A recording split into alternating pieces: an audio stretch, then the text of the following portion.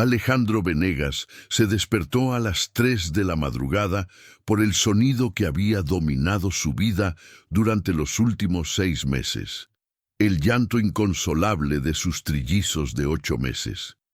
Emma, Carlos y Sofía habían estado llorando casi constantemente desde que nacieron, convirtiendo la mansión en un lugar de desesperación y agotamiento total.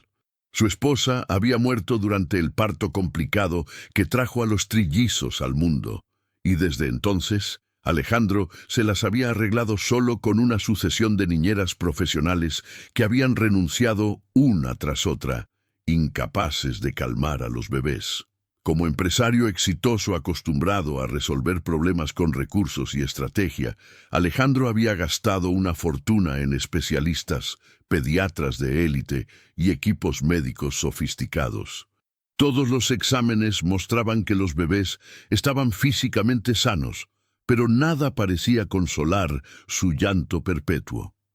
La falta de sueño había comenzado a afectar su capacidad para dirigir su empresa, y la desesperación se había vuelto su compañera constante. Rosa Martínez había sido contratada como cocinera temporal hace apenas 3 días, después de que la anterior renunciara harta del ruido constante en la casa. Rosa era una mujer de 52 años, madre de 5 hijos ya adultos, que había pasado décadas cocinando para familias de escasos recursos y entendía íntimamente los desafíos de criar múltiples niños con recursos limitados. Su experiencia no venía de libros o cursos especializados, sino de años de crianza práctica donde había aprendido a leer las necesidades de los niños a través de señales sutiles que otros pasaban por alto. Durante sus primeros 2 días de trabajo, Rosa había notado patrones en el llanto de los trillizos que aparentemente nadie más había observado. No lloraban al mismo tiempo ni por las mismas razones, y sus patrones de sueño y alimentación sugerían necesidades individuales que estaban siendo tratadas como si fueran una unidad colectiva. Si esta historia te está manteniendo intrigado, suscríbete al canal y activa la campanita para más historias que revelarán secretos ocultos en plena vista. Continuemos. La mañana del tercer día, mientras preparaba el desayuno de Alejandro y escuchaba el llanto matutino habitual proveniente del cuarto de los bebés, Rosa tomó una decisión que cambiaría todo. En lugar de ignorar el ruido como le habían instruido hacer, decidió subir a observar directamente lo que estaba pasando. Encontró a Alejandro en el cuarto de los bebés, cargando a Emma, mientras Carlos y Sofía lloraban en sus cunas. Tenía ojeras profundas y parecía al borde del colapso emocional. Rosa se acercó silenciosamente y observó la escena con la perspectiva de alguien que había criado múltiples hijos. Inmediatamente notó algo que los especialistas habían pasado por alto. Los bebés no estaban llorando por las mismas razones. «Disculpe, señor Venegas, ¿puedo intentar algo?», preguntó Rosa con la humildad característica de alguien que no quiere sobrepasar límites laborales. Alejandro la miró desesperado. «Rosa, cualquier cosa que pueda funcionar. Los doctores dicen que no hay nada médicamente malo, pero no paran de llorar».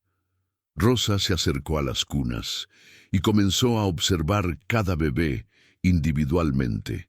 Emma, la que estaba en brazos de Alejandro, tenía un patrón de llanto diferente al de sus hermanos. Su llanto era más agudo y venía en ráfagas, mientras que Carlos tenía un llanto más constante y profundo, y Sofía, un llanto intermitente que parecía frustrante más que angustiado. «¿Puedo cargar a Carlos?», preguntó Rosa. Alejandro le entregó al bebé, y Rosa inmediatamente notó algo. Carlos dejó de llorar momentáneamente cuando ella lo cargó en una posición diferente, más vertical y con más contacto corporal. «Los bebés necesitan cosas diferentes, señor Venegas. No son una sola unidad, son 3 personas pequeñas con necesidades individuales».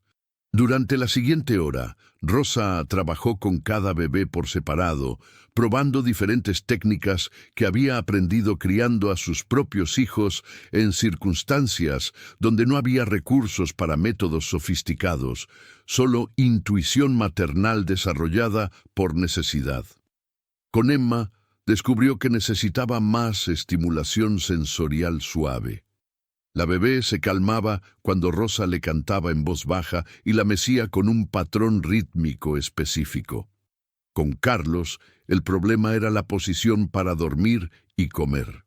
Necesitaba estar más incorporado, debido a lo que Rosa sospechaba era reflujo leve, que los doctores no habían detectado porque no era severo.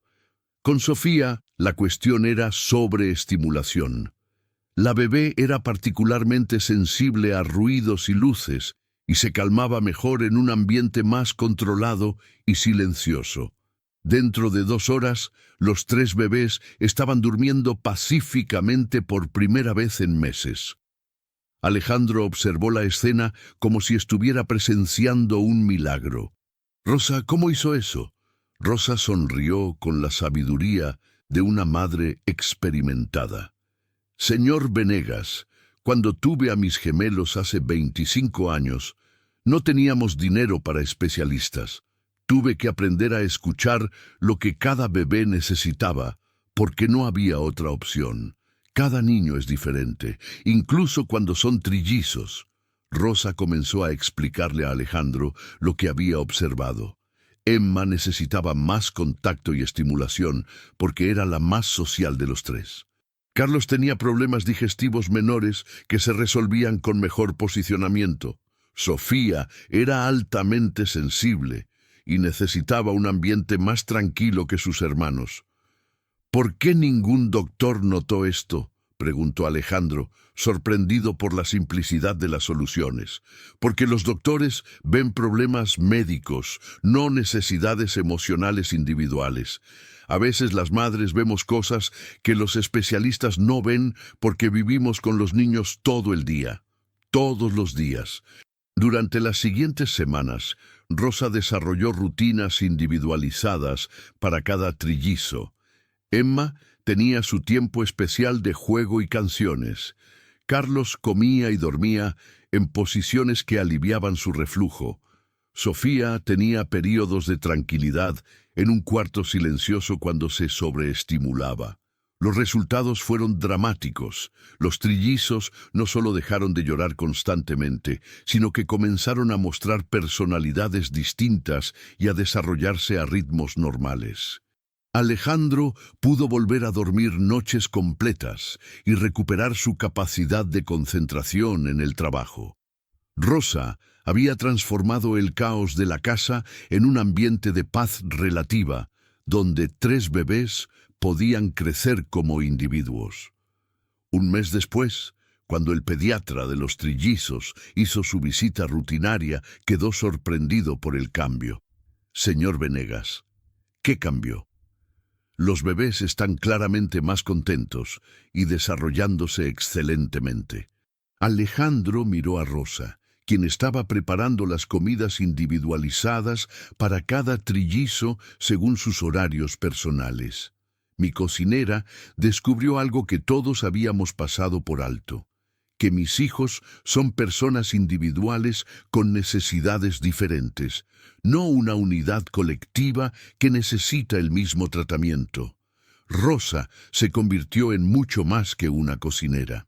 Se convirtió en la cocriadora de facto de los trillizos, la persona que entendía mejor que nadie las necesidades específicas de cada niño. Alejandro aumentó significativamente su salario y le dio autoridad completa sobre el cuidado de los bebés. Cuando los trillizos cumplieron 1 año, Alejandro organizó una celebración especial. En su discurso, reconoció públicamente la contribución de Rosa. «Rosa no solo salvó a mis hijos del llanto constante, me salvó a mí de la desesperación. Me enseñó que ser padre de trillizos no significa tratar a 3 niños como si fueran uno, sino aprender a amar y entender a 3 individuos únicos». Rosa había documentado sus métodos y observaciones en un cuaderno simple, pensando que podría ser útil para Alejandro si ella alguna vez no estaba disponible.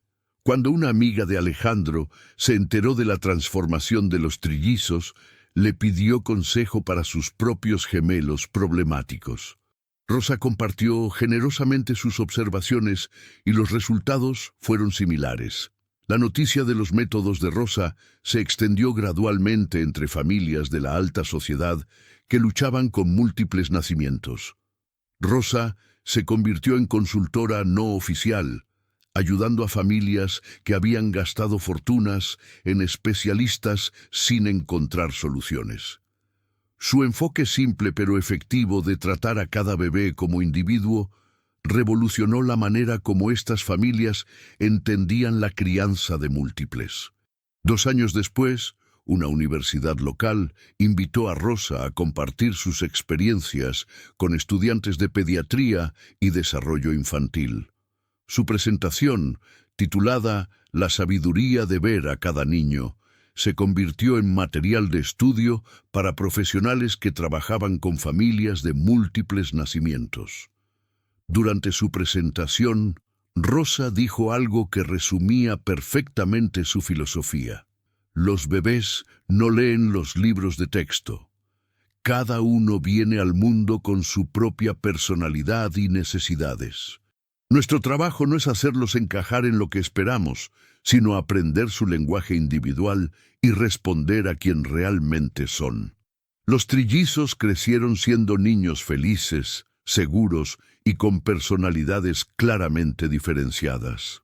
Emma se convirtió en la líder social del grupo, Carlos en el pensador cuidadoso y Sofía en la artista sensible. Rosa había no solo resuelto el problema inmediato del llanto, sino que había establecido las bases para que cada niño desarrollara su identidad única dentro de la familia. Cuando los trillizos cumplieron 5 años, le hicieron un regalo especial a Rosa, un dibujo colectivo donde cada uno había dibujado lo que más les gustaba de ella. Emma había dibujado a Rosa cantando, Carlos la había dibujado cocinando su comida especial, y Sofía la había dibujado leyéndole cuentos en el cuarto silencioso. Alejandro observó el regalo y entendió que Rosa había hecho mucho más que calmar bebés llorones. Había creado las condiciones para que 3 niños crecieran sintiéndose vistos, entendidos y amados por quien eran como individuos. La historia que comenzó con llanto desesperante se había convertido en una celebración de la individualidad y la sabiduría maternal que ve más allá de los síntomas hacia las necesidades del corazón de cada niño.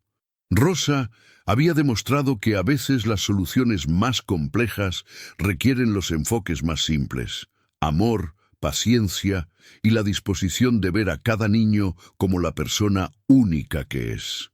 ¿Te gustó esta historia? ¿Crees que la experiencia maternal puede ser más valiosa que la formación académica en ciertas situaciones? ¿Piensas que cada niño, incluso en familias de múltiples, necesita ser visto como individuo único? Cuéntame en los comentarios, ¿qué momento te impactó más de esta historia de sabiduría práctica y amor individualizado? Hasta la próxima historia.